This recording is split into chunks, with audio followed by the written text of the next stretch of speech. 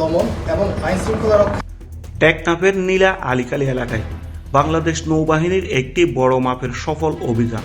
নুরুল কবিরের মালিকানাধীন ইটভাটা থেকে উদ্ধার করা হয়েছে প্রায় 30 কোটি টাকা মূল্যের ক্রিস্টাল মেথ আইস, বিপুল পরিমাণ ইয়াবা এবং মারাত্মক আগ্নেয়াস্ত্র।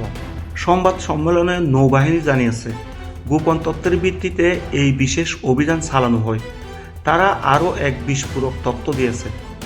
নৌবাহিনীর দাবি, নুরুল কবিরের নামে এর আগে একাধিক মামলা রয়েছে।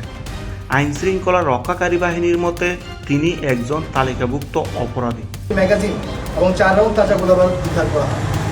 পরবর্তীতে একই এলাকা হতে তবে এই সংবাদ প্রকাশের পর সামাজিক যোগাযোগ মাধ্যমে, বিশেষ করে টেকনাফ টুডে চ্যানেলে আমরা এক ভিন্ন চিত্র দেখতে পেয়েছি।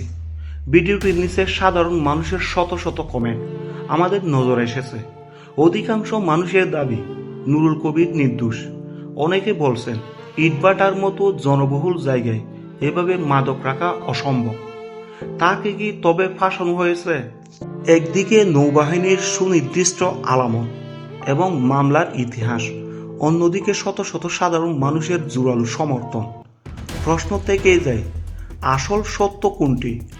আলামত কি অপরাধের প্রমাণ, নাকি এটি বড় কোনো ষড়যন্ত্রের অংশ? আমরা সত্যের সন্ধানে আপনাদের মতামতকেও গুরুত্ব দিতে চাই।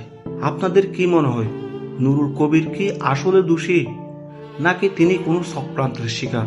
কমেন্টে আপনার যুক্তি জানান। ধন্যবাদ।